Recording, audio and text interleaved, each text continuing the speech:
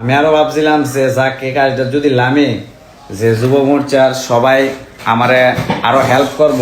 যদি কেউ হয় সেটা সিস্টেমের এগেনস্টে কোনো আওয়াজ তুলে, মানুষের ভালো লেগে কোনো আওয়াজ তুলে, ইডির বিরুদ্ধে হয়ে যাবো তার। তো আমরা সবাই দেখলাম কিছুদিন আগে একটা এনজিও খুলছি যেটা যাতে যুব সমাজ ড্রাগসের থেকে দূরে থাকে, বা সিস্টেমের মধ্যে যেই সব কারাপশন আছে বা সিস্টেম যেই সব মানুষরারে দূরে রাখতেছে ফেসিলিটির থেকে, মানুষে গেলে সুযোগ সুবিধা পাইতেছে না, ওইসব তারার বিরুদ্ধে আমরা একটা এনজিও খুলছি।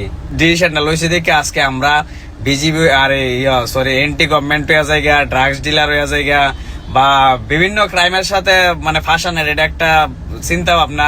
আমরা আমতুলি পিএস এর মধ্যে গিয়া সেরা যুব মোর্চার এক দুজন প্রেসিডেন্ট আসছিল, যুব মোর্চার কিছু বাইরে আসছিল, অ্যাডভোকেট আসছিল, আরো কয়েকজন মিল্লা গিয়া সেরা আমার নামে একটা পুলিশ কেস রেজিস্টার করছে। আমি আরো ভাবছিলাম যে যাকে কাজটা যদি লামি যে যুব মোর্চার সবাই আমারে আরো হেল্প করব। ওইসব ফ্লোভেন্টি সবসময় কেমনে ধান্দা করে মানুষের তো চলবো, মাজরা করে চলবো, বা কিভাবে করাপশনের লগে যুক্ত থাকে সেটা চলবো, তারা ওই জিনিসটা সাপোর্ট করে। যদি কেউ হয় সেটা সিস্টেমের এগেনস্টে কোনো আওয়াজ তুলে, মানুষের ভালো লেগে কোনো আওয়াজ তুলে, ইডির বিরুদ্ধে হয়ে যাবো তারা। সবটির নাম করাপশনের লগে যুক্ত আছে। সবটির বিভিন্ন ভিডিওর ভিতরে আমরা প্রায় সময়তেই ভাইরাল হয় যে হে দুর্নীতির লগে জড়িত, হে মাজরা করছে, হ্যার নামে এই ভিডিও ভাইরাল, সেই ভিডিও ভাইরাল। লজ্জা, তোমরা কেমনে আবার মুখ দেওয়া হয় সেটা সমাজের মধ্যে। আমরা এটা চিন্তা করি যে পার্টিও তোমরা কেমনে আবার আইনা সেটা রাহে। তোমরার মতো মানুষটি ইনকাম বন্ধ হয়ে যাবে অনেক দিক দিয়ে, যেটি ড্রাগসের লগে জড়িত আছে বা বিভিন্ন দুর্নীতির সাথে জড়িত।